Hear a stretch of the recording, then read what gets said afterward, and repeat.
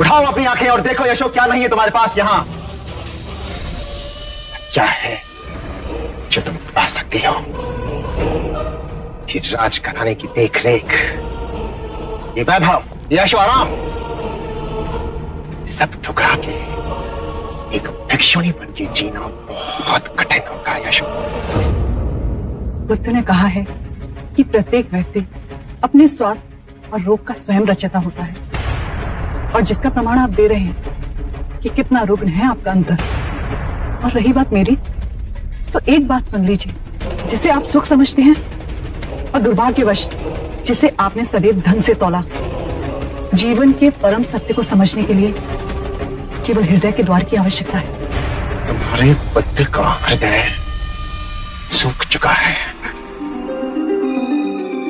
इतना भर गया है कि उनके प्रेम की नदी चारों ओर सभी के लिए बह रही है। मेरा और उनका क्या नाता है ये तुम नहीं समझोगे, पर फिर भी अंतिम बार आपको समझाने की चेष्टा करती हूँ। मेरा और उनका नाता हृदय का है, और केवल इस जन्म का नहीं, अपितु कई जन्मों का है। इसीलिए शुरू से ही हम दोनों एक दूसरे को समझ सके।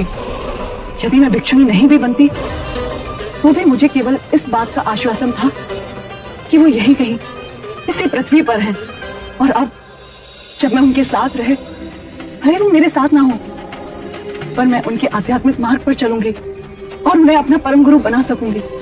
हमारा विवाह साधारण नहीं है ज्येष्ठ, मेरा और इनका विवाह अलौकिक है, जिसे दुनिया की कोई भी दूरी नहीं मिटा पाई। इसकी केश पकड़कर इसे अपने चरणों की दासी न बनाया तो मैं भी हाथ लगाने की चेष्टा भी की तो हाथ काट दूंगी, और ये आंख उठा दोबारा यशो को देखा भी ना, आंखें नोच लूंगी मैं। हट जाओ मेरे रास्ते से, हट।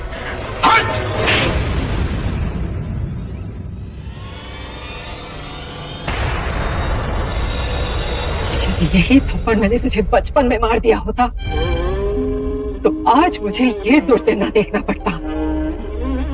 मेरी एक बात तू कान खोल के सुन लेते, यशोधरा वही जाएगी जहां उसका स्वामी है, और यदि तूने कोई भी अनिष्ट चेष्टा की तो रास्ते में मुझे खड़ा पाएगा। यशो मेरी पुत्री है, समझा तू? जा यहां से, जा।